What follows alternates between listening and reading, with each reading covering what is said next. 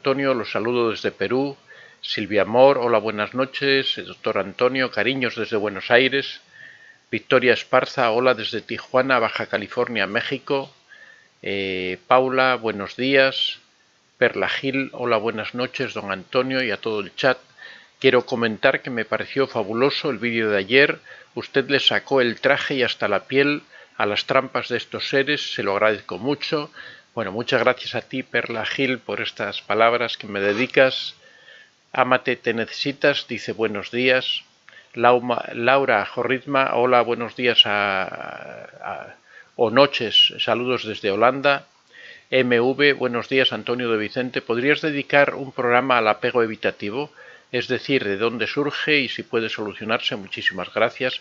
Bueno, ya hemos hablado del apego evitativo en un directo anterior, pero bueno, no hay ningún inconveniente en volver a tratarlo. Ya sabéis que a mí no me importa repetir los temas siempre que haya interés en las personas que lo escuchan, y además con la repetición de algunas cosas que son un poquito más complejas de entender, va quedando la idea más clara, ¿no?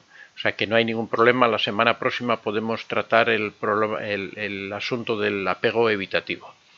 Michael Kelly, feliz fin de semana. Muchas gracias, Michael.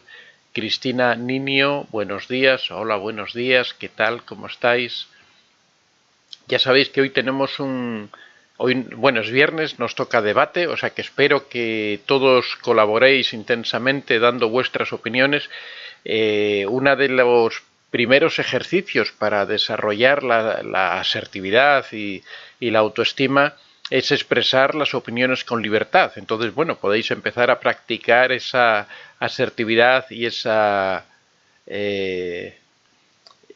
libertad aquí en este foro, expresando vuestras opiniones sobre los temas de los que vamos a hablar. Ya sabéis que la autoestima hay que trabajarla cada día. Es necesario cada día tratar uno de manifestar sus opiniones con educación, con corrección, pero siempre uno tiene que expresarse como es y no tener problema, no tener miedo a decir lo que piensa, ¿no?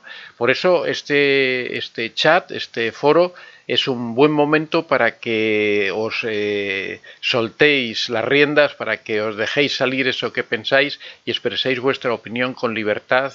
Y vais a ver que todo el mundo respeta vuestras opiniones, que todo el mundo las tiene en consideración y que no tiene nada de malo expresarlas, que no hay que tener ningún miedo a expresar lo que uno piensa o lo que uno cree. Así que ya sabéis, espero que participéis todos los que estáis en el foro, en el chat, que participéis dando opiniones sobre este tema, especialmente hoy, que es un día que es para que opinéis lo que penséis. Y si precisamente la riqueza está en que cada uno pensamos de una manera diferente, cada uno tenemos una visión de las cosas. De hecho, el otro día yo me quedé sorprendido porque salieron ideas en las que yo ni siquiera había reflexionado, cosas en las que yo había pasado por alto ni me había dado cuenta, pero puntos de vista realmente muy acertados sobre detalles del relato del que habíamos hablado, que a mí me dejaron sorprendido. Por lo tanto, espero las opiniones de todo el mundo, espero que todos colaboréis en este chat. Así que, como es hoy una historia bastante larga, con muchas cosas, muchos detalles, voy a pasar ya directamente, voy a saltarme un poquitín los saludos y eso después saludamos en el debate, pero vamos a entrar directamente al tema porque ya os digo que es muy interesante y para que vosotros podáis después expresar vuestra opinión al respecto. Así que vamos, hoy se trata, en realidad de lo que vamos a hablar es de un libro que la autora es Julia Navarro. Si no habéis leído nada de Julia Navarro, os la recomiendo. Yo he leído, yo creo que casi todos sus libros, supongo. He escrito bastantes, pero bueno, yo creo que he leído casi todos sus libros. En este caso el libro se titula Historia de un canalla, donde ella va ella retrata al protagonista como un auténtico psicópata que carece de forma total de sentimientos. Julia Navarro describe a Thomas Spencer. Bueno, ya sabéis que estos artículos los leo de unos artículos que yo he publicado anteriormente. Julia Navarro describe a Thomas Spencer desde niño y refleja a la perfección su personalidad patológica y el fuerte contraste con el resto de familia que no puede comprender el grado de maldad que anida en su mente. Aquí os presento un fragmento del primer capítulo que servirá de ilustración de lo que es un niño psicópata. Cuando siempre hablamos de que la psicopatía aparece ya en el momento del nacimiento, que los niños nacen ya siendo psicópatas, a diferencia del narcisista, nos referimos a este relato que vamos a ver aquí. Dice la historia: tendría 7 u 8 años y caminaba junto a la mujer que cuidaba de mí y de mi hermano. Debía ser media tarde, hora en que salíamos del colegio. Estaba de mal humor porque la maestra me había regañado por haberme distraído mientras explicaba no sé qué. Mi hermano iba agarrado de la mano de María, pero yo prefería caminar a mi ritmo. Además, a María le sudaban las palmas y me molestaba el contacto de su piel húmeda sobre la mía. Yo corría de un lado a otro ignorando las quejas de María. «Se lo voy a decir a tu madre, todos los días me haces lo mismo, te sueltas de mi mano y lo peor es que ni siquiera dejas que te agarre cuando cruzamos de una calle a otra y no miras nunca si viene un coche. Un día va a pasar algo malo». María protestaba, pero yo no le prestaba atención. Me sabía de memoria su retahíla de reproches. De repente llamó mi atención un pequeño bulto sobre la acera. Me aproximé a ver qué era, lo moví con el pie y para mi sorpresa vi que se trataba de un pájaro, un gorrión de esos que pueblan los árboles de la ciudad. Me pareció que estaba muerto y le arreé un puntapié desplazándolo fuera de la acera. Me acerqué con curiosidad para ver dónde estaba y descubrí que se movía. El suyo era un movimiento lento, como el último estertor. Bajé de la acera y volví a darle una patada. El gorrión dobló la cabeza. «¿Para qué? ¿Pero qué haces bajándote de la acera? Hoy sí que se lo digo a tu madre. Me tienes harta». María me cogió de la mano y me obligó a caminar junto a ella.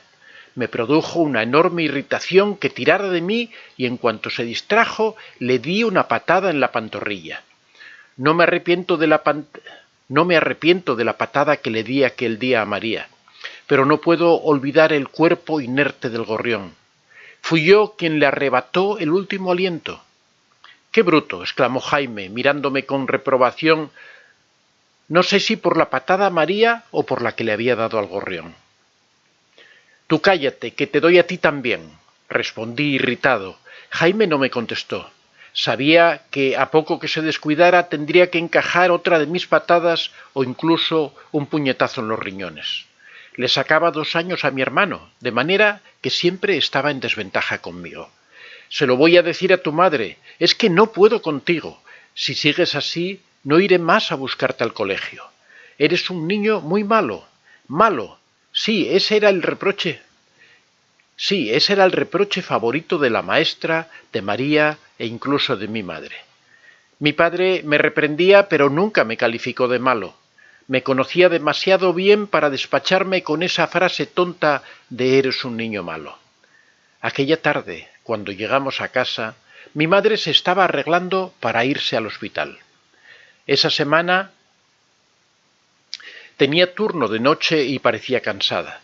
Quizá por eso prestó poca atención a las quejas de María. Apenas me regañó. «¿Cuándo vas a portarte bien? ¿Qué voy a hacer si María pierde la paciencia y se va? Tengo que trabajar y sin ella no podría hacerlo». «Pues busca otra cuidadora», respondí yo desafiante. «Como si fuera tan fácil.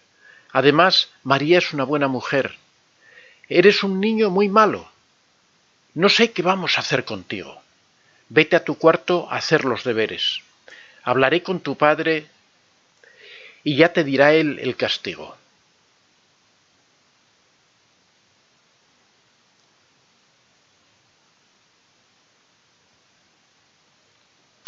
«Ahora tengo que irme. Como siempre, nunca estás aquí», respondí yo.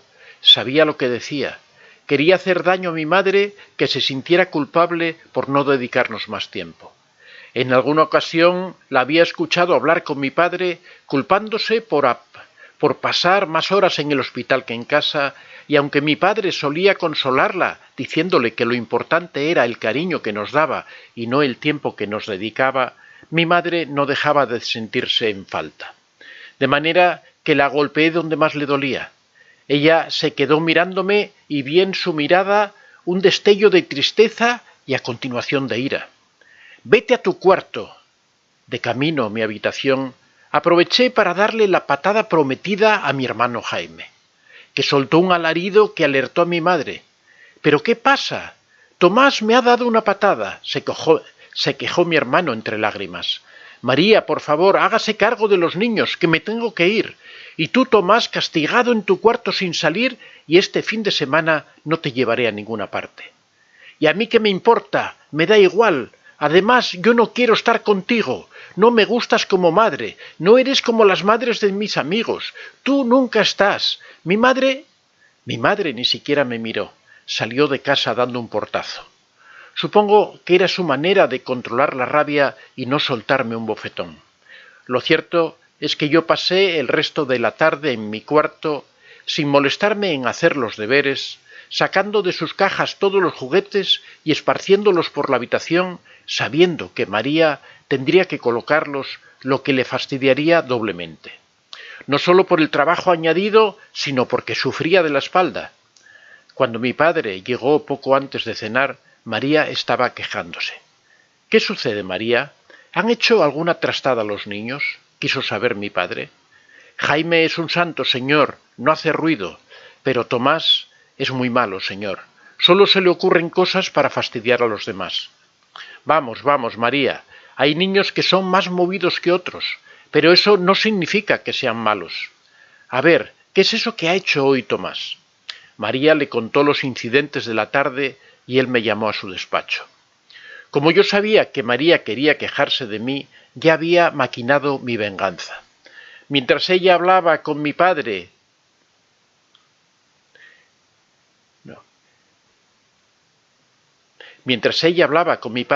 fui a la cocina y volqué todo el salero en la sopa que estaba preparando. No tendría otro remedio que hacerla de nuevo.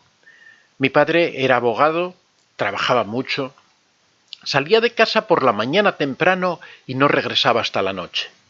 Era raro que almorzara en casa. Sin embargo, nunca le reproché que no pasara más tiempo con nosotros. Me parecía que su trabajo era importante y me sentía orgulloso de él. Siempre vestía con elegancia, incluso los fines de semana cuando se quitaba la corbata, mientras que mi madre, cuando se desmaquillaba y se ponía su bata, se me figuraba que se encogía, que se volvía insignificante. «¿No has sentido pena por ese gorrión?», me preguntó mi padre. Dudé antes de responder. Sabía que tenía que encontrar las palabras adecuadas para ponerle de mi parte. Me pareció que ya estaba muerto y bueno, no me di cuenta y ni lo pensé. Pensar, esa era mi excusa. Mi padre siempre me disculpaba alegando que yo era un niño atolondrado que no me paraba a pensar y que por esa razón me metía en líos. «Pero tienes que pensar, Tomás, ya te lo he dicho muchas veces. Si te hubieras fijado bien, podrías haber salvado la vida del gorrión. Mamá te habría ayudado. En cuanto a dar una patada a María, eso sí que no te lo puedo consentir. María es una persona mayor y a los mayores tenemos que tratarlos con respeto. También le has dado otra patada a Jaime. ¿No te avergüenza pegar a alguien que es más pequeño que tú?». Bajé la cabeza. Conociendo a mi padre, sabía que estaba sopesando qué castigo imponerme que no me resultara demasiado gravoso. Por fin lo encontró. «Mira, vas a leer un cuento que te voy a dar. Se trata sobre un chico que no deja de hacer trastadas, pero un día le ocurre algo que le hace cambiar. Cuando lo leas me comentas. Ya verás cómo aprendes algo». «Mamá ha dicho que no me llevaréis a ninguna parte este fin de semana», susurré con mi voz más inocente. Bueno, hay que comprender que mamá se enfade. La pobrecita trabaja mucho, no solo en el hospital, sino también aquí en la casa, ocupándose de todos nosotros. Ya hablaré yo con ella. En este momento escuchamos los gritos de María. «Pero será malo. Lo que ha hecho, Dios mío», llegó diciendo al despacho de mi padre. «¿Pero qué has hecho?», preguntó él ya alarmado. «Ay, señor, ha volcado toda la sal en la sopa. Yo no aguanto más. Llevo en pie desde las 7 de la mañana y ahora vuelta a empezar. Tendré que hacer de nuevo la sopa». Cuando María salió del despacho de mi padre, él me miró con severidad. «No me gusta lo que has hecho. María no se merece que te portes así con ella. Tienes que pedirle perdón. Luego, vete a tu cuarto y empieza a leer lo que te he dicho. Lo tienes que haber terminado de leer para la hora de cenar. La mirada reprobadora de mi padre me producía un hormigueo molesto en la boca del estómago, pero aún así no estaba dispuesto a pedirle perdón a María. Podría haberlo hecho. Me habría gustado que María lo hubiera dicho a mi padre que me había portado bien, que había hecho mis deberes sin rechistar e incluso ayudado a Jaime a hacer los suyos. Él se habría sentido orgulloso y me habría sentado en sus rodillas. Seguramente me habría propuesto que leyéramos un rato juntos alguno de esos libros que guardaba en la biblioteca y que cuidaba como si de tesoros se tratasen. Yo habría disfrutado de ese momento de intimidad con mi padre porque después de haber dedicado un rato a la lectura, me habría preguntado por mis amigos, por la maestra, por las lecciones aprendidas. Es probable que como premio a mi buen comportamiento me hubiera dejado prepararle la pipa y habríamos hecho planes para el fin de semana. Quién sabe si habría encontrado tiempo para acompañarnos a Jaime y a mí a montar en bicicleta o incluso a comer fuera de casa con mamá. Nada de eso pasó. Fui a mi cuarto y le di una patada a un coche teledirigido, luego me senté en el suelo en medio del caos que yo mismo había creado. No pensaba en leer el cuento. Tenía un truco para salir airoso de las preguntas de mi padre. Leía algunos párrafos por página y luego, cuando él me preguntaba, yo respondía sobre lo que apenas había leído, fingiendo estar nervioso. No me molestaba engañarlo, a pesar de que era la única persona por la que sentía afecto. Así era yo y así soy yo. La señorita Adeline era una buena maestra, aunque exigente. Nunca dijo una palabra más alta que otra. Ni mucho menos se le escapó ninguna colleja. Mis compañeros de clase parecían apreciarla, pero yo la aborrecía tanto como a María. Todo en ella me molestaba. El rostro amarillento, los ojos que semejaban empequeñecerse cuando te miraba, causando la impresión de que estaba leyendo dentro de tu mente, su ropa monjil, mientras vestía faldas y jerseys en tonos oscuros, las medias gruesas, los zapatos bajos. Rondaría los 40 cuando llegué a su clase y, según decían, llevaba ya 20 años en el colegio donde seguro se jubilaría. Sin ser afectuosa, era amable y paciente con los alumnos, siempre dispuesta a repetir hasta la saciedad la lección del día, hasta estar segura de que todos habíamos entendido perfectamente sus explicaciones. Yo solía quejarme a mi padre de la señorita Adeline. Le decía que me tenía manía, que me regañaba por cualquier cosa que no explicaba bien las lecciones. Mi padre me creía y de cuando en cuando le pedía a mi madre que hablara con la maestra. La respuesta de ella siempre era la misma. Lo haré, pero teniendo en cuenta cómo es Tomás, si le regaña es porque se lo merece. Para soportar a nuestro hijo hace falta ser un santo. Preparé meticulosamente mi venganza. Una mañana, a la hora del recreo, yo mismo me golpeé la cabeza contra la pared. Me hice daño y de inmediato me salió un chichón que me enrojeció la frente. Antes de que terminara la hora del recreo, subí al aula sabiendo que allí estaría la señorita Adeline corrigiendo nuestros cuadernos. Al verme entrar con la frente enrojecida, se preocupó. ¿Pero qué te ha pasado? ¿Te has caído? Ven, enséñame ese golpe que tienes en la frente. Me acerqué despacio, pendiente de que mis compañeros entraran de un momento a otro en la clase. Cuando el primero estaba abriendo la puerta, la maestra me tenía sujeta la cabeza observando el chichón. En ese instante comencé a gritar con todas mis fuerzas: ¡No me pegue! ¡No me pegue! Mis compañeros que entraban en clase no sabían qué estaba pasando. La señorita Adeline parecía sujetarme mientras yo gritaba, y tanto y tan fuerte grité que entró la señorita Ana, la profesora del aula contigua a la nuestra, para ver qué sucedía. «¡Me está pegando! ¡Yo no he hecho nada!», grité llorando ante la incrédula mirada de la otra profesora. «Por Dios, Adeline, ¿qué es lo que está pasando aquí?» «Nada, te aseguro que nada. Tomás ha entrado con este golpe en la frente y solo lo estaba mirando. —¡Que no me pegue más, por favor! —gimoteé como si estuviese asustado. La señorita Adeline me miró desconcertada y en cuanto me soltó el brazo, yo hice un último truco. Caí al suelo como si me hubiera empujado. —¡Pero Adeline! —exclamó la señorita Ana sin saber bien qué es lo que estaba ocurriendo. —Vamos, Tomás, levántate. Te llevaremos a la enfermería y allí te curarán. Y tú, Adeline, en fin, creo que debemos ir a la dirección a aclarar este incidente. Por más que mi maestra juró al señor Anderson, el director, que no me había pegado, y aunque mis compañeros de clase no pudieron dar fe a ciencia cierta de quién decía la verdad, mi chichón se había convertido en la prueba de cargo. El señor Anderson llamó a mi madre al hospital requiriendo su inmediata presencia en el colegio. Mientras tanto, yo opté por lloriquear quejándome de lo mucho que me dolía el chichón. Mis lágrimas resultaron tan sentidas como las de la señorita Adeline, que para entonces ya se había derrumbado viendo que el director parecía darme más crédito a mí que a ella. —¿Pero qué ha pasado? —preguntó alarmada mi madre apenas llegó al despacho del señor Anderson. —Tranquilícese, doña Carmela. El niño está bien —respondió el director, evidenciando su nerviosismo—, aunque en realidad no sabemos muy bien lo que ha ocurrido. —Pero, ¿cómo puede poner en duda mi palabra? —se quejó mi maestra. El director no respondió y en ese momento yo supe que tenía ganada la batalla. Mi madre escuchó en silencio la explicación de lo inexplicable de labios de la señorita Adeline.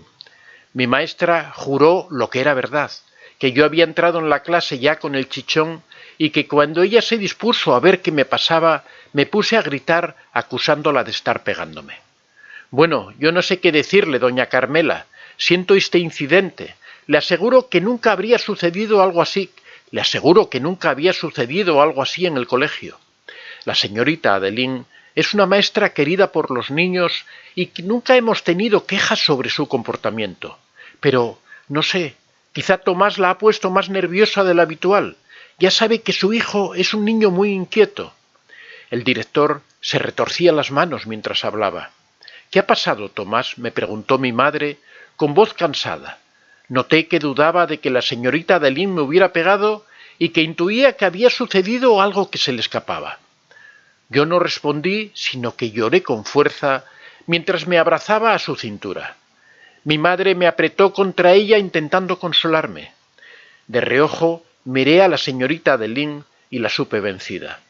Pensé que era mejor no decir una palabra más y seguir llorando no fuera a contradecirme.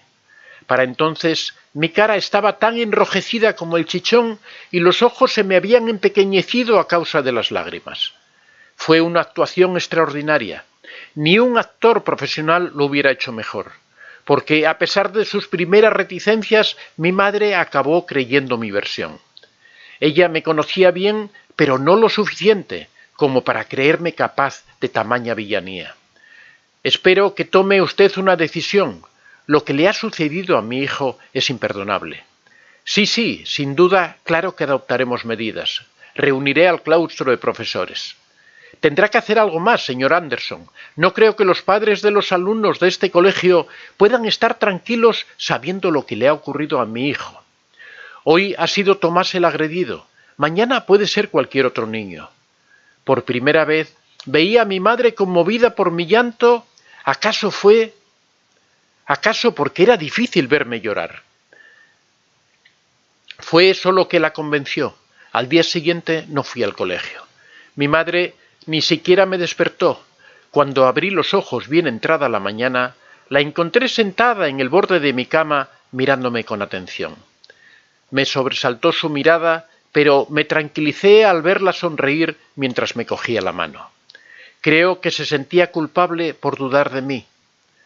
No irás al colegio hasta que el señor Anderson no resuelva qué va a hacer con la señorita Adeline. Y más vale que lo decida pronto. ¿No has ido a trabajar?, le pregunté. No, hoy me quedo contigo. Saldremos a dar un paseo y esta tarde iremos juntos a buscar a papá al despacho. ¿Te parece bien? ¿Y Jaime?, pregunté yo. Quise saber por si tendría que compartir a mis padres con mi hermano. María se ocupará. Hoy estaremos juntos solo los dos. Cuando regresé al colegio, la señorita Adeline ya no estaba. La habían despedido. No solo eso, el colegio había puesto el caso en manos de las autoridades de educación, lo que suponía que sufriría una sanción y que su carrera como maestra había terminado. Me felicité por mi éxito. La muy estúpida había calculado mal sus fuerzas al medirse conmigo.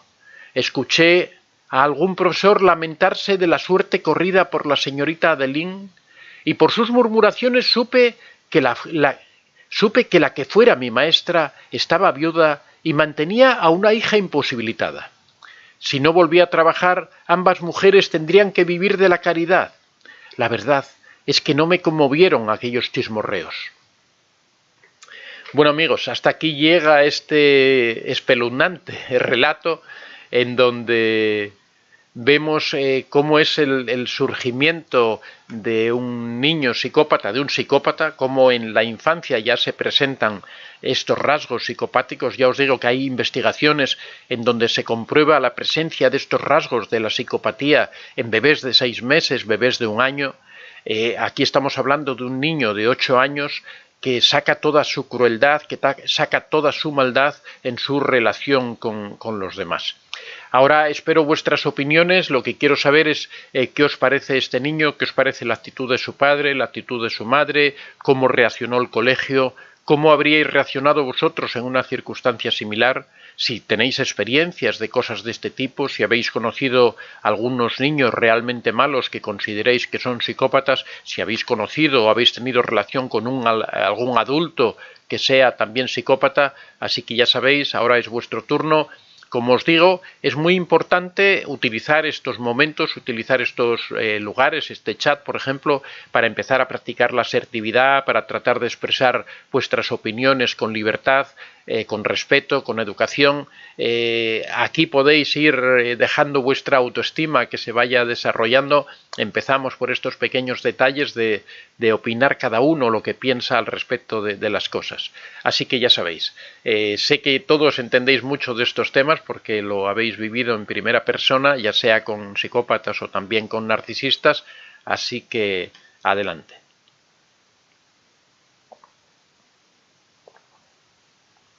Bueno, vamos a ir saludando.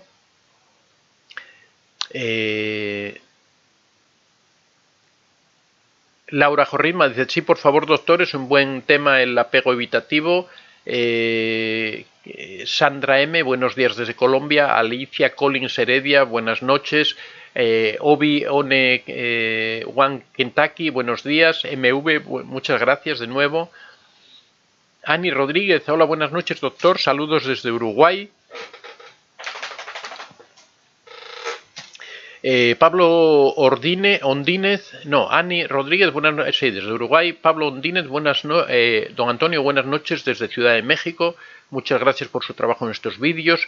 María Irene Toro, don Vicente, ¿no cree usted que a día de hoy la palabra tóxico limita mucho y qué hacer ante eso? No entiendo muy bien la pregunta, cómo la palabra tóxico limita. Lo que ocurre es que la palabra tóxico es una palabra generalista, es una palabra que se aplica a muchos personajes. Normalmente cuando hablamos con propiedad tendríamos que decir exactamente a qué nos estamos refiriendo, si nos estamos refiriendo al narcisismo, a la psicopatía. Lo que ocurre es que cuando expresamos ideas que son aplicables a todo tipo de esas relaciones, nos referimos que es por ejemplo, si hablamos de que la manipulación es propia, decimos de las relaciones tóxicas. Podríamos decir también es propia de las relaciones con narcisistas, con psicópatas, con sociópatas, con todo tipo de personajes, ¿no? Pero es una forma de abreviar en el lenguaje, supongo que te refieres a eso, ¿no? Yo muchas veces critico que en psicología se empleen palabras de manera inadecuada, pero bueno, en este caso yo creo que está justificado en el sentido de generalizar y evitar estar repitiendo todo el tiempo los términos, siempre y cuando la palabra se use adecuadamente, ¿no? Pero de todas formas es buena puntualización. Moira Méndez, buenas noches por acá, muchas gracias por tan buenos temas. Obi-Wan Kentucky, ya son las 12 de la noche, ya me dormiré. lo escucho mañana, muy bien, lo puedes escuchar cuando lo subamos ya grabado. Leónidas, te escuchamos desde Uruguay con mucho respeto, Antonio, muchas gracias, Leónidas. Carlos Ibáñez, saludos desde Lima, Perú. Mabel C, hola, buenas noches, Antonio, desde Argentina, lo estoy viendo, muchas gracias, Mabel. Evangelina Figueroa me manda corazoncitos. Lorda Pou, buenos días desde Barcelona. Hola Lorda, buenos días. María Irene Toro, hoy en día la palabra tóxico o tóxica es muy peligrosa porque no restringe a uno a decir sus emociones y lo que siente. ¿Qué piensa usted de eso y cómo combatirlo? Gracias, un abrazo enorme. Bueno, lo que decía que eh, hay que tratar de utilizar las palabras con propiedad cuando hablamos de una relación tóxica o de una persona tóxica. Es una persona que que daña a su entorno en cualquier lugar en el que está y en cualquier circunstancia. Eso suele ser lo que consideramos una persona tóxica o tóxico, ¿no? No se restringe a las emociones, sino que se refiere a todo el comportamiento del individuo, ¿no? Una persona es tóxica también por sus actos, por su presencia. ¿Y cómo combatirlo? Bueno, yo con las personas tóxicas en general siempre decimos que lo mejor es alejarse de ellos, ¿no? Es la mejor respuesta. Ahí tenemos el libro El Contacto Cero, que habla de cómo alejarse de los narcisistas o, bueno, de cualquier tipo de personalidad tóxica. Evangelina Figueroa, saludos a todos. María, hola, saludos desde Texas. Va a estar buenísimo este tema tan fuertísimo. Es difícil asociar la infancia de un niño con algo tan horrible. Gustavo dice, yo pienso que la psicopatía comienza en la salud mental de los padres durante la gestación del niño, de alguna forma eso se transmite, lo digo porque no sé por qué mi hermano es psicópata y yo no. Bueno, no se sabe todavía, no hay una explicación todavía del origen de la psicopatía. Se sabe que no es heredado, que no tiene, por lo que tú dices, ¿no? Que no tiene por qué ser una cosa que pase de padres a hijos o que los hermanos lo compartan. No es algo heredado de momento en lo que se sabe, pero todavía no hay una explicación clara de por qué ocurre. Sí se sabe que hay personas que han tenido accidentes en donde se ha visto dañado la masa cerebral y la masa encefálica y que eso les ha dado lugar a tener comportamientos posteriormente al accidente psicopáticos, ¿no? Con lo cual algo tiene de daño en el cerebro, pero el origen normal de la psicopatía no se sabe aún, ¿no? Ámate, te necesitas. ¿Y qué se dice de ese tipo de relación que tiene el niño con la madre? Bueno, esto es parte del tema del debate, ¿no? De que expreséis vuestras opiniones sobre cómo es esa relación del niño con la madre, cómo es esa relación del niño con el padre, qué opináis sobre esa tolerancia que tiene el padre con su hijo, también esa falta de atención, porque el padre se pasa el día trabajando y como que se desentiende un poco de la relación de su hijo y todo se lo transmite a la persona que la cuida y a su mujer. Lulu Martínez, buenas noches, los saludo desde Xalapa, Veracruz, México. Interesante conocer estos temas para estar alerta sobre estas conductas. Rosa Molina, buenos días. Inmalit, saludos a todos. Gemi, buenos días a todos. Ámate, te necesitas, la ausencia materna es la clave en lo que comentas, un niño dolido que no se sentía querido. Bueno, pero yo creo que esto es mucho más grave que un simple niño dolido, porque un niño dolido pues estaría triste, pero no causaría los daños y las maldades que él hace. O sea, daros cuenta que es una persona que va relatando esas historias y las relata de una forma reflexiva, o sea, es un niño que piensa, un niño que se da cuenta de que lo que hace provoca un daño a las personas que lo rodean, que son cosas de verdad irreversibles, que cuando, por ejemplo, le prepara esta trampa a su profesora, lo hace de una forma premeditada y él sabe las consecuencias que va a tener eso, engaña a todo el mundo, engaña a sus padres, engaña a su hermano, engaña a la profesora, engaña a los otros profesores, al director, a todo el mundo y lo hace de una forma premeditada. O sea, la maldad del niño yo creo que queda fuera de toda duda y no es simplemente una reacción por la falta de atención, ¿no? Brasilia Loar, buenas noches, saludos a todos desde México. Hola Antonio, gracias. Marcelo Arias, ¿por qué cuando un narcisista vuelve a contactar después de haberla encontrado en vínculos sexuales paralelos aumentan con comentarios haber cambiado y quieren hacer mejor las cosas? ¿Qué buscan con eso? Bueno, el narcisista cuando...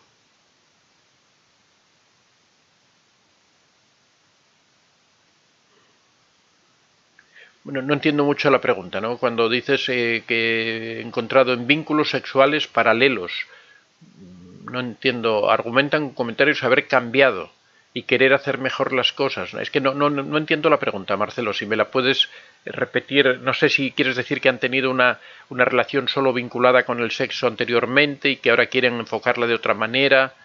Carolina Luna, hola, ¿qué tal? A ver, se acaba de saltar esto. Bueno, voy a empezar por el final mejor para ir a los comentarios de...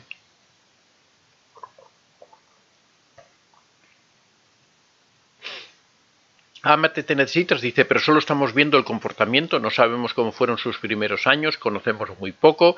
Bueno, tenemos que opinar sobre lo que se expone aquí y dar la opinión. O sea, no sabemos, se supone que el niño ya, por lo que cuentan, el niño ya viene con esas características de anteriormente, ¿no? Porque todo el mundo dice que es un niño conflictivo, es un niño complicado, de siempre, es un niño por lo que van relatando en la historia, ¿no? Pero bueno, hay que dar opinión sobre los hechos que hemos narrado aquí, que no es normal que un niño haga ese tipo de cosas, ¿no? Estamos hablando de un niño de 8 años que realmente lo que se considera el uso de razón empezaría a partir de los 8 años. Sin embargo, este niño ya tiene muy claras todas las cosas, sabe muy bien cuándo provocar a los demás, sabe causar daño a las personas y sobre todo la parte emocional. No tiene sentimientos, no tiene ningún problema en darle una patada a un pajarito que está ahí herido y que él detecta que el pájaro está vivo y sin embargo tiene intención de matarlo. Cuando causa el daño a esta profesora o cuando maltrata a la empleada que trabaja en su casa, él lo hace conscientemente, sabe el daño que causa, sabe el dolor que causan sus acciones, no es algo irreflexivo.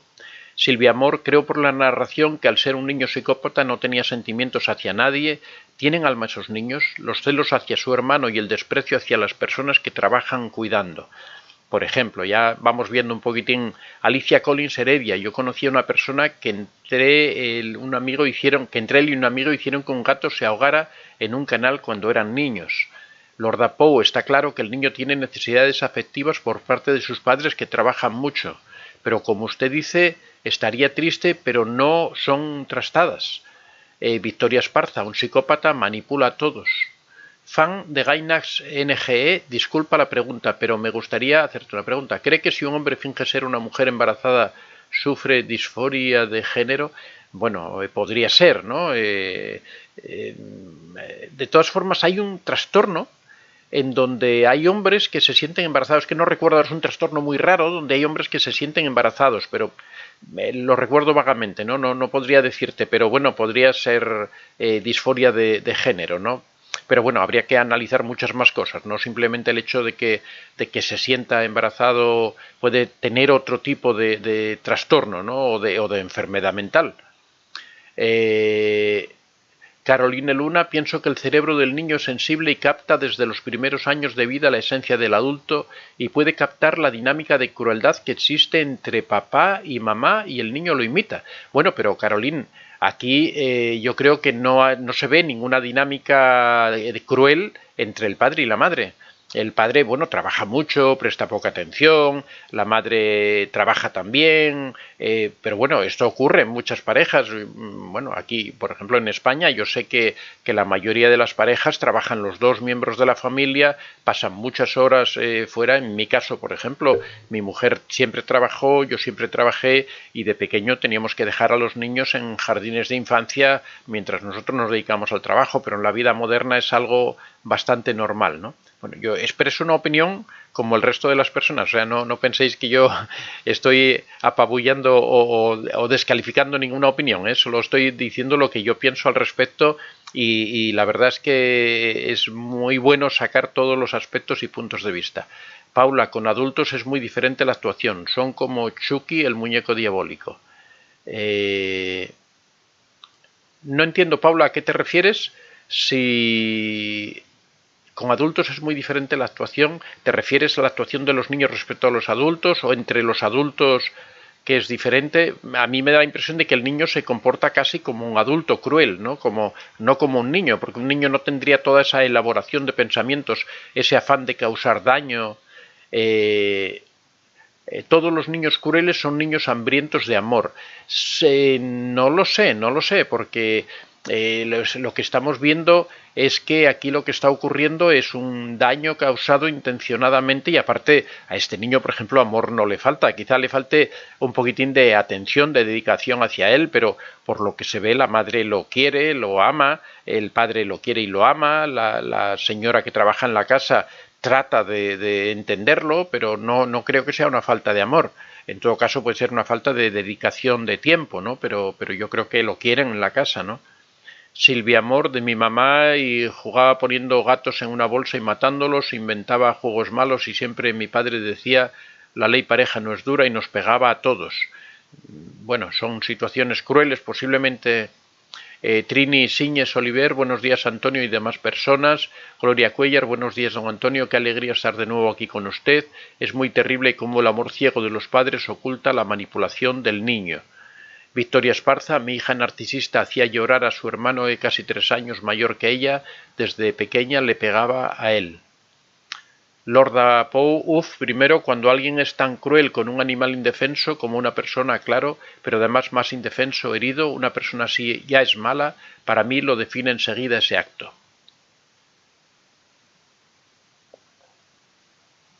Perla Gil dice, escuchándolo don Antonio, recordé a un nene de 4 años que le cortó la boca a mi hija. En ese entonces, también de 4 años, con una tijera pequeña. Por suerte fue leve, pero él se enojó porque ella lloró. Fan de Gainax, hola, buenos días. Ana Hernández, buenas noches, don Antonio, saludos. Silvia Amor, quedé fría, nosotros nos cuidaba una señora, María, la cual mi hermano le tiraba la leche, la cansaba y ella se quedaba y se quejaba siempre de él. Y mis padres lo estaban... Siempre se avergonzaba. Rosario Salmerón, buenas noches, impresionante relato, especialmente porque es un niño bastante pequeño, lleno de maldad y crueldad, efectivamente. Paula dice, a ver qué haces con el niño. Carlos Rincón, aquí gozando de sus estupendos vídeos. Victoria Esparza, mi hija narcisista no mostraba compasión por nada ni por nadie. Nancy, mi madre no me cree que su otra hija hace esas cosas como en el relato, ha hecho que me saquen de un hotel acusada por robo, volcó mi familia en mi contra y no sé cómo ella no puede darse cuenta.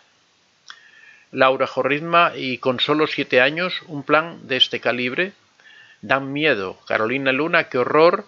Universal, buena para toda abundancia. Antonio Guzmán, hola doctor, desde Nueva York. Aurora del Río, mi hijo de 31 años es misógino. ¿Podría darme algún consejo, doctor? Muchas gracias por estar siempre. Bueno, la misoginia es el rechazo hacia las mujeres. Habría lo que te recomendaría en primer lugar es que acudieras a un psicólogo, ¿no? para que lo examinara, porque normalmente la misoginia es un síntoma de algún tipo de otra cosa, ¿no? Puede ser desde un problema cultural, un problema sexual, puede ser, de cualquier tipo. Por eso hace falta tener un conocimiento grande para poder tomar una decisión al respecto. Yo lo que te recomendaría, primero hablar con él, ¿no? Porque preguntarle a él, que no sé qué edad tiene, 31 años, sí. Y lo segundo, recomendarle que vaya a un psicólogo si es que él quiere ir, claro, porque realmente quien tiene que solucionar ese problema, si es que realmente para él es un problema, es el propio hijo, ¿no? Es el que tiene que tomar esa decisión. Pero bueno, en todo caso, la recomendación sería acudir a un psicólogo para examinar el problema en profundidad. Marcelo Arias, ¿por qué cuando un narcisista vuelve a contactar después? Este era el que ya habíamos visto antes. Vamos a...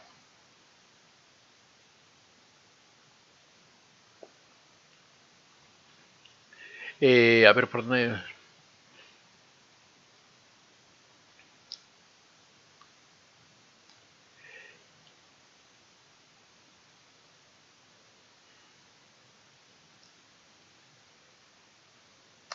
Bueno, vamos a ver por dónde habíamos empezado antes.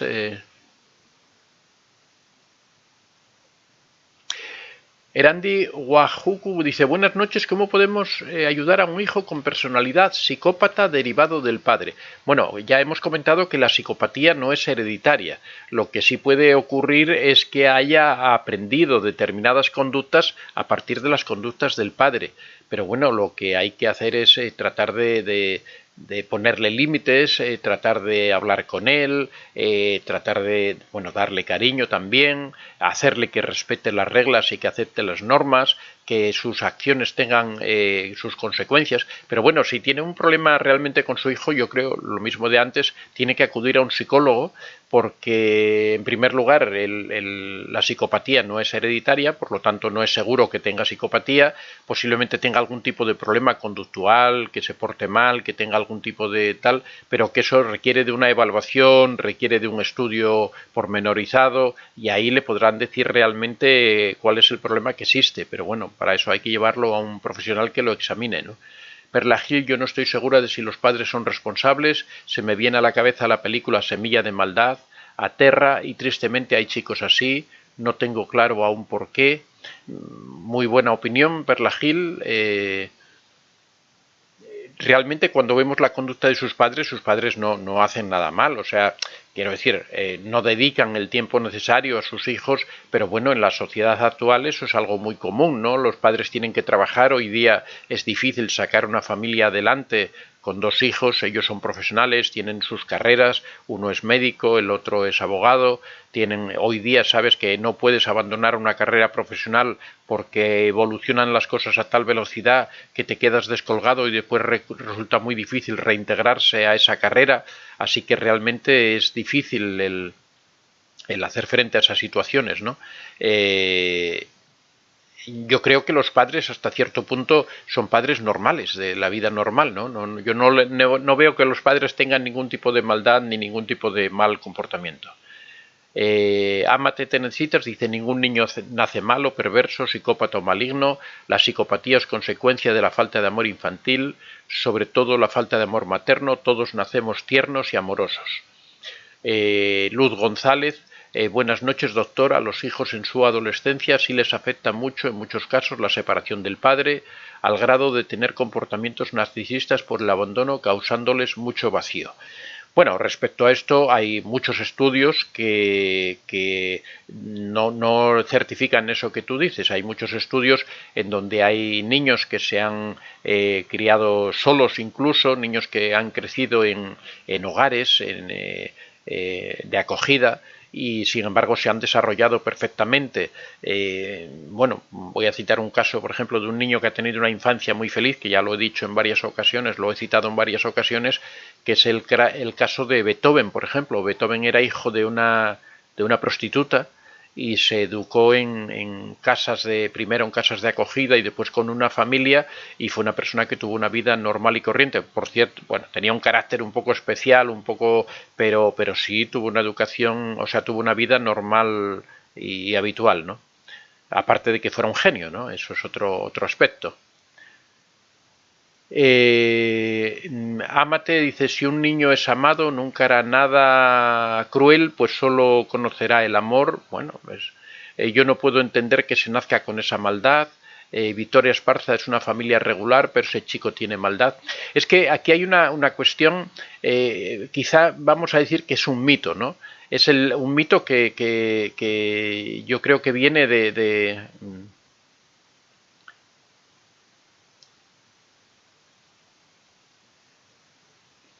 es un mito, yo creo que viene de la época del contrato social del siglo XVII, XVIII, en donde se cree que las personas son como una hoja en blanco, ¿no? Que nacen sin absolutamente ninguna maldad, sin ningún tipo de condicionamiento, ¿no? Y que después es la sociedad la que los va condicionando.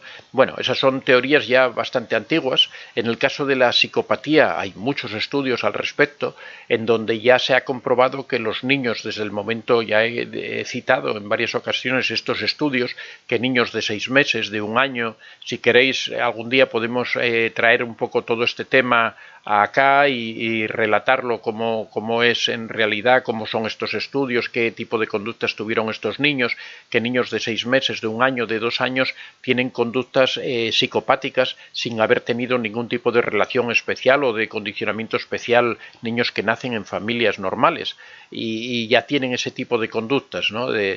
Entonces, que el niño nace con un problema, eso yo creo que es algo obvio, a pesar de que tengamos ese mito de que los niños son puros en sí mismos y que es la sociedad la que los estropea, ¿no? Que es la sociedad la que les causa daño. En el caso de la psicopatía es terrible aceptarlo, pero sí hay niños que llevan la maldad dentro de sí y que lo único que hace es que esa maldad va creciendo a medida que el niño se va desarrollando.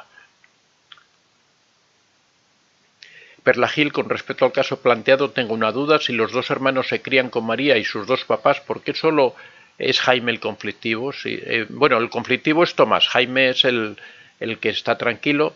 Y ¿por qué los padres no deberían ser los 2 conflictivos? Bueno, porque lo que estamos hablando aquí, Perla, es de psicopatía, que es algo con lo que se nace. No tiene nada que ver ni con comportamientos de los padres, ni es hereditario, ni tienen por qué compartirlo con el otro hermano, porque no es hereditario. Y es precisamente esa la característica de la psicopatía, es que no se hereda, todavía no hay una explicación de por qué ocurre de esa manera, por qué algunos niños o algunas personas tienen esa alteración, porque sí se sabe que es una alteración en el cerebro.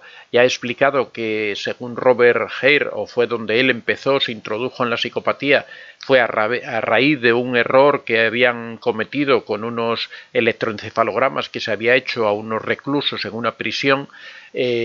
Cuando presentaron a una revista los estudios que habían realizado, la revista se los rechazó diciendo que había varios de los electroencefalogramas que daban un resultado extraño y que suponían que estaban mal realizados, que por favor que repitieran esos electroencefalogramas si querían publicar ese artículo científico.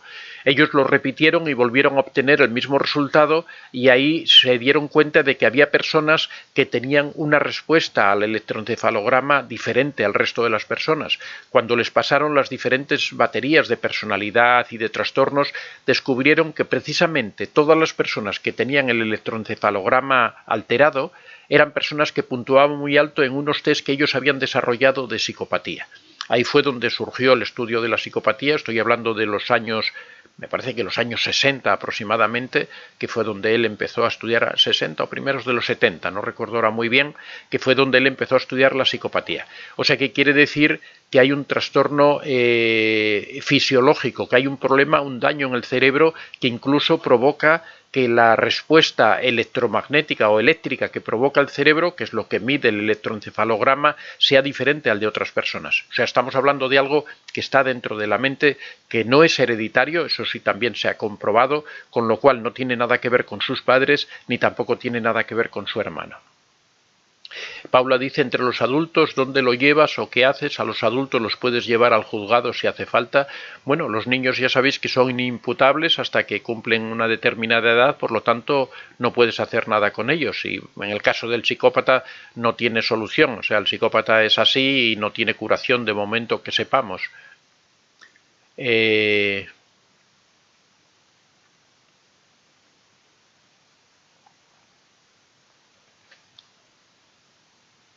Ama te dice, yo no estoy muy seguro que reciba mucho amor, si no le reprocharía a la madre que no es una madre como las de sus amigos.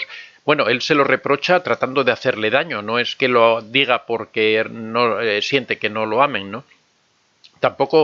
También tenemos esa idea de que a los niños hay que cubrirlos de amor, que hay que estar permanentemente con ellos. Eso yo creo que son un poco mitos y muchas veces son causa de problemas, porque muchas veces los padres se desviven. El origen del narcisismo precisamente está en eso, en padres que se vuelcan sobre sus hijos, que solo viven para sus hijos, que les permiten todo a sus hijos, que les soportan todo, que les facilitan todo. Yo soy personalmente más partidario de una educación un poquito más distante, no darles tantas facilidades a los hijos, no darles tanto amor a los hijos, porque hay veces que ahogamos a nuestros hijos en amor. Yo creo que los niños deben aprender a enfrentarse a las dificultades de la vida. claro, en la justa medida para la capacidad y la edad que tienen, pero que la formación precisamente de un niño, la educación de un niño consiste en eso, en que aprenda a ir resolviendo los problemas que se le enfrentan en la vida. De niño tendrá que resolver los problemas de niño y de adulto los problemas de adulto, pero sí hay que dejarlo que se vaya enfrentando a las cosas, no hay que darle tanto amor, hay que dejarle que aprenda a que la vida es un sitio donde hay que saber manejarse y donde hay que saber defenderse y que no siempre vas a tener a tus padres para que te saquen las castañas del fuego y te resuelvan los problemas, y por eso yo considero que bueno, es una relación, es una familia normal y corriente. Yo creo que tampoco tienen por qué estar todo el tiempo con sus hijos, todo el tiempo diciendo que los quieren, todo el tiempo los fines de semana, por ejemplo, por lo que se ve aquí, los pasan juntos, los disfrutan juntos la familia, suelen salir con frecuencia, suelen viajar con frecuencia. Fan de Gainas, en lo personal me he dado cuenta de que el ritual de fingir embarazo es algo principalmente practicado por mujeres, pero no es común en hombres. Lord Apoe no se explica ningún tipo de maltrato de sus padres para el niño. Este niño da escalofríos ya con una intención mala, es que no creo que nadie le haya provocado algo así. Adolf Hidalgo, el ADN predispone, lo aprendido durante la infancia determina, es lo que me han dicho durante mi tratamiento para recuperarme de una expareja psicópata. Lord Apoe, podría ser algo que no fuera bien en el embarazo, algún gen que se cruza. Podría ser, es que no se sabe todavía realmente cuál es el origen de Carmen Gómez. Hola, ¿qué tal? Gemi, ¿por celos? Sí, podría tener celos, pero, o sea, celos tiene, es obvio que él odia a su hermano y que no quiere nada con su hermano, pero tanta maldad, porque por celos él puede hacerle algo a su hermano, pero él con la profesora, con la señora que cuida, engañando a su madre, se ve que él no siente amor por nadie. Cuando Ámate, te necesitas, cuando el niño le pregunta por su hermano, ella le dice que van a pasar un día los tres a saber cuántas veces ese niño necesitó eso y no lo obtuvo. Gemi empieza ya queriendo ser un egocéntrico y ser el ombligo del mundo. Nancy L. Puede ser que alguna parte del cerebro esté más receptiva desde niño y se dan cuenta que es fácil manipular cuando no importan los sentimientos ni reglas, piensan como adultos narcisistas. Bueno, el psicópata en realidad es mucho peor que un narcisista, ¿no? El psicópata es frío, calculador y ya veis que lo es desde la infancia, desde la más tierna infancia. Fan de Gainax, me he dado cuenta de que las mujeres que fingen embarazos... José Vázquez, mi hijo se lo llevó a la loca y más nunca lo vi hasta que logré que me enviara una foto, pero es muy difícil acceder a él. Leónidas, si estás está comprobado que no es hereditario genético, podría ser entonces alguna lesión cerebral específica recibida en alguna de las etapas de desarrollo del feto, a la vez sumado a la falta de afectos. Podría ser, pero no sé. Bueno, los afectos no tienen nada que ver porque ya os digo que esto ocurre desde que el niño nace y en ambientes normales y con afecto y con todo, ¿no? Entonces el afecto aquí no tiene nada que ver, es un problema cerebral. Y ahora la causa que lo provoca, eso aún no se sabe. José Vázquez, me das esperanzas. Me das esperanza. Manuela Gallegos, buenas noches, qué increíble historia, gracias por la gran información. Y sí creo que los padres no son responsables de ese comportamiento. Perla Gil, se me acaba de saltar esto aquí. Leónidas, podría tener una estructura psicopática, pero tan lleno de amor, atención, afecto genuino en su crianza que no reaccione con maldad hacia el resto, aunque se pudiera hacer daño si es necesario. No, si es... cuando decimos que una persona es psicópata, es que no tiene emociones, no aprecia el amor, no aprecia la atención, no aprecia nada que se le dé porque él no siente esas emociones, él no vive, no necesita nada de todo eso. Imaginaros una persona absolutamente fría, eso sería una persona psicópata, ¿no? Se acaba de apagar la cámara. Bueno, ya estamos ya un poco ya pasados del tiempo. Lord Apoe, los padres luchan por sacar a los dos hijos, incluso hay hijos que eso lo verían, sería compasivo y aportarían ayuda, igual que saber cómo hacer mal. Bueno, todavía quedan muchos comentarios, ha sido muy interesante, lo dejamos aquí, espero que hayáis ido leyendo vosotros directamente todos los que han ido apareciendo. Lo importante no es llegar a una conclusión, no es tener una idea final de certeza o de tal, sino lo importante es debatir, ver diferentes puntos de vista, ver diferentes opiniones. Mi opinión en este caso es una más en el debate, no quiero que tenga mayor valor que el de otras personas, yo solamente aporto a veces datos científicos para poder centrar un poco la discusión, pero lo importante es que todos expreséis vuestras ideas, que vayamos viendo. Ya os digo que salen muchos matices que a una persona en principio se le escaparían. Cuando hablábamos en el taller, por ejemplo, de resolución de problemas y decíamos que había que analizar todas las diferentes opciones, este es un sistema, esto se llama en marketing, es algo parecido a lo que es una tormenta de ideas, en donde las personas van expresando aquello que se les viene a la cabeza, contando qué es lo que piensan respecto a un problema, y cuando todas las personas van manifestando sus opiniones, al final tenemos una visión muy general y vemos muchos detalles que si no se nos escaparían, ¿no? Por eso es tan importante estos debates.